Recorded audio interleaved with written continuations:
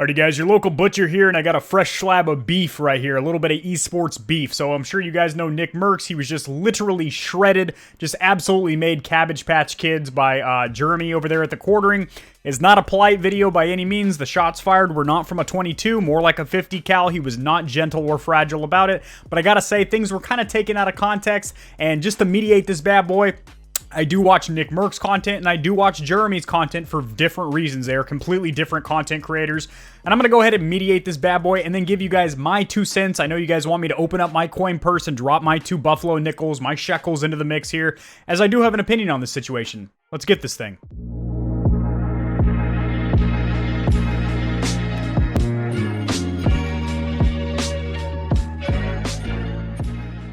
So we're going to start out by watching the clip of Jeremy, and my god, 0 seconds into the video, you can already tell what kind of video it's going to be. It's a straight up grill fest. He's already preheated the oven and he's about to get to roasting. I'm Nickmercs. Yep, that's a grown man in a diaper. He recently opened a storefront for adults who want to act like babies in the Chicago suburbs called Tykables.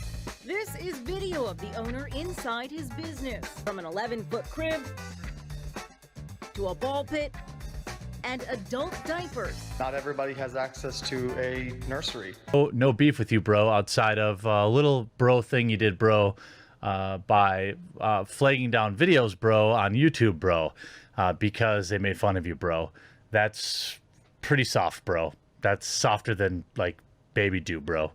And then admitting it on stream and thinking that that's cool, bro, is not what a bro would do, bro. But I will say the overall topic and tone of the video from Jeremy was a little bit too aggressive and for the wrong reasons. Now, I do not believe that Nickmercs blatantly got 8 Thoughts taken off of the platform. He was banished to the Shadow Realm off of YouTube, which really isn't that hard to do nowadays. But it was a combination of multiple streamers, multiple YouTubers, multiple content creators on different platforms coming together as they had been hurt by 8 Thoughts over the years, and a lot of it wasn't very minuscule stuff like what Nickmercs is accused of banishing him for, which is basically making fun of his thumbnails for saying that it looks, sure enough, like it does look like he's about to gobble a schmeckle down the gullet, which they kind of do, Nick, not gonna lie. I mean, your thumbnails are a little bit, you know, are definitely catering to the 12 to 16-year-old demographic that likes to see the bright Fortnite poppy colors and the thumbnails with the and there's nothing wrong with that. You're playing to the meta, you're playing to your viewership, you know your viewers, your demographic, and you're trying to cater to that. I can't hate on you for that because, well, it's obviously working for you. You have over 3 million subscribers on YouTube, and you get a consistent 40 to 60,000 viewers on Twitch last time I checked. Jesus, the sun really faded from me here. Good lord. But I will say, Nick did misspeak a little bit when he did say, we got him off the platform as we should. And Jeremy takes that and runs with it, and makes a very valid point that a lot of Twitch streamers are very, very fragile. They are China glass, China cabinet glass in comparison to YouTubers. People that have been on the YouTube platform for 6, 8 years have very thick skin because the TOS doesn't have that protection around you, that content on content creator. You're allowed to critique each other. In fact, back in the day, 6 to 8 years ago on YouTube, you could make fun of people for their appearance. You could call them a cockeyed fuck, a fat lazy sack of dicks. And don't get me wrong, you still have way more leeway to shred people on YouTube and not be in violation of the TOS or terms of service. As for Twitch, it is a gated community with a security patrol, you know, your local neighborhood security patrol, i.e. Twitch moderators popping up in Twitch streams. Oh, is that AK-40 Kevin? He's streaming Cyberpunk 2077. There's in-game nudity in that. Oh, he's wearing a tank top. He turned to the side. Let's make sure he doesn't have any of his baloney popping out. I saw his man salami bounce him off the platform. As we're YouTube, you can literally stream shirtless as a dude. I mean, Rich from Review Tech does it all the time, and he's got them succulent canisters on him. And, you know, zip it, sister. And Jeremy brings up the fact that these Twitch streamers basically would not survive on YouTube because they are way too thin-skinned. And, you know, when he uses examples like, for example, Pokimane has done this many, many times in the past where she gets critiqued for something that she did do or does continue to do, and then basically six her viewership, cancel cultures their ass, six her viewership, her following, which in her case, you know, commonly referred to as simps.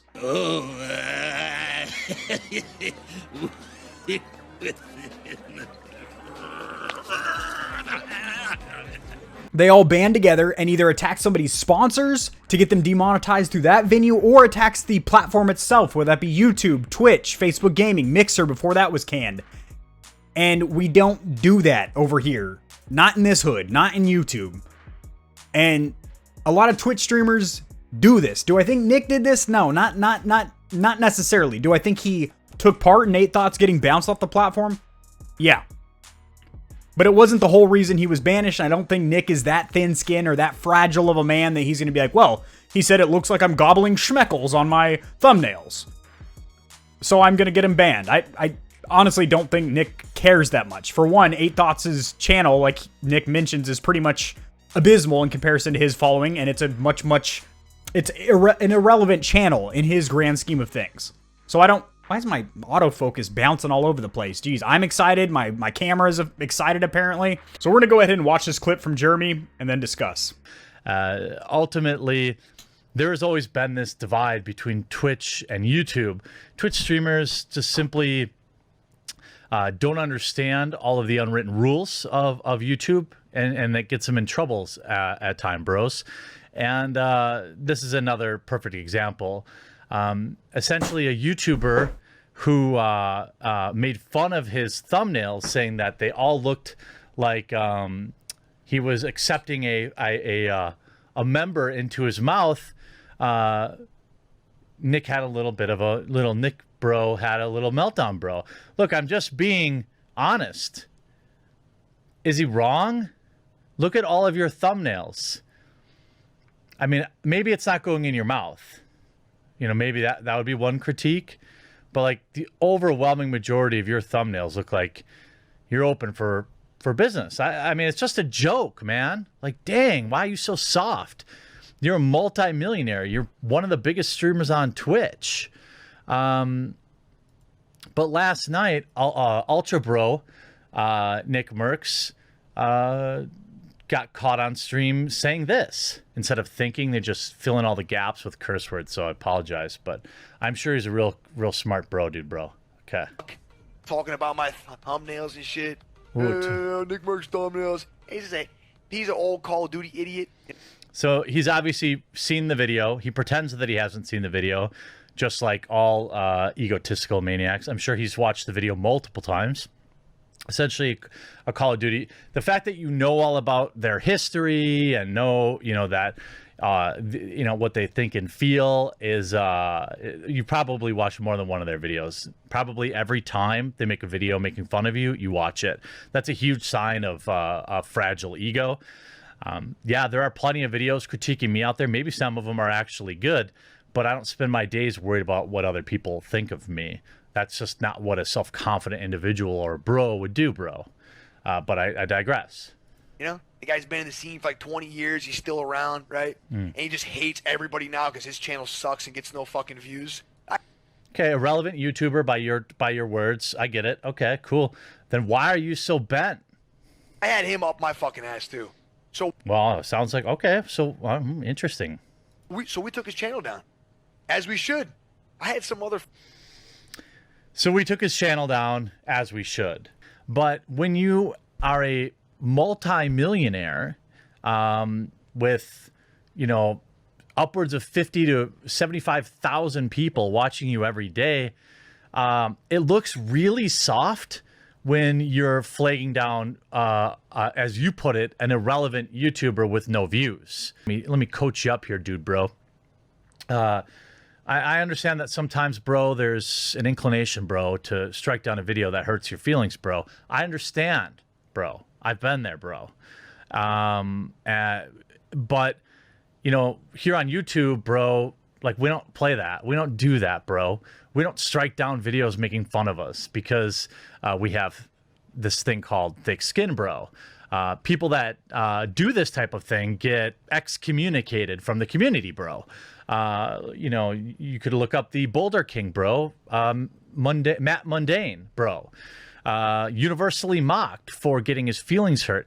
Now, I understand. Look, it's your right to have your feelings hurt. I thought you were like the supreme alpha male guy. I didn't know that you were so soft. But, you know, maybe next time you're doing one of those gym streams, you know, pumping iron for your 12-year-old fans with their mom's credit cards, like maybe you could take a little advice from them about kind of being self-confident in who you are. They use YouTube as a dumping ground for their content. They hire some video editor, they pay them like 40 grand, and then they just take all their clips and they dump them here on YouTube. They don't live in our hood. They just dump their content here and make money off of it. Where they really make their money is on Twitch. And we see them get their feelings hurt all the time. We've seen this with Pokimane and various other big time Twitch streamers who don't like criticism because they don't really have to face it on Twitch because of their, you know, creator on creator hateful conduct policies. Be the bro that you want your little bros to be, bro. Critique happens, bro. And you do look stupid on your thumbnails, in my opinion. But that's the meta. I understand it. You're appealing to 12-year-old kids. You may be able to gaslight your hardcore fans, and that's cool. But here over on YouTube, we live by a little higher standard. I'm sure, bro, you'll get used to that, bro, one day, bro. So here's what I'm going to say. If you are one of the Twitch streamers, that you're a thoroughbred, a purebred Twitch streamer, you're probably quite fragile in comparison to a thoroughbred stallion on the YouTube platform. Now, yes, I do call my viewership, my following, my community here stallions and stallionettes. That's not the people I'm talking about. I'm talking about the YouTuber Mustangs, the veteran YouTubers are used to being not only critiqued, but mocked. I mean, their physical appearance, calling their wife a 2-bit floozy, your kid's eyes are cocked like a pistol, stuff like that. I mean, literally, you can get away with a lot more on YouTube, and if you go back to legacy or retro YouTube before it got a lot more PC, as that's the way things are nowadays, you can't be like, oh, you're acting like an R word, or oh, quit being a F word, or oh, that game is whack, it's so G word. You know, things have changed. Things have evolved in our community and society to where those words aren't acceptable anymore. But, you know, you look at YouTube back in the day, it was, like, new Twitch streamers would not, they would take one look in this hood and they would be like, honey, turn the car around, let's go. Nope, we're taking the scenic route. We're going down 7th Boulevard and down Crestview. There's no way we're going down YouTube Boulevard. They are harsh there. They will hurt us. They will hurt us, and they will take you to Pound Town, sweetheart. No ticket needed. Yeah, and that I fully agree with. Jeremy's point there was spot on the money there. Am I saying all Twitch streamers are a bunch of pillows and whatnot? No. Am I saying that the platform as a whole has a much more restricted TOS or terms of service that doesn't allow people to get critiques? So when they do bring their content over to YouTube, they try and hop on the cancel culture bandwagon and banish channels for critiquing them? Yeah. Oh yeah. Oh yeah. If you liked this video, you thought I cut right to the point and I cut through the BS, I smelled it. I got a good whiff of it in my nostralias. I got a good whiff of it in my nostrils. They're pulsating. I don't know if you can see that there. It's pretty gross. But I got a good whiff of the BS. I think I cut through it and got down to the nitty-gritty squeeze of titty facts over here. And if you enjoyed that kind of content, then you're in the right place. Consider subscribing. That's pretty much what we do around these parts. I do a lot of news in the gaming community and industry, as well as tutorials helping you get set up streaming and YouTubing. If you enjoyed the video, liking it helps it to get seen by more people, which in turn helps me grow my baby Schmeckle channel into a thick, girthy, veiny rager. Again, said that on Twitch, gone. Gone. Oh yeah. And I stream now. I started that little venture here recently. I stream here, Twitch, and Facebook Gaming. Multicasted to all three of them. Think of it as a big sweaty three-way of live streaming. It's pretty sweet. Everyone leaves satisfied. I'll see you guys in the next video. And try not to be so damn sensitive.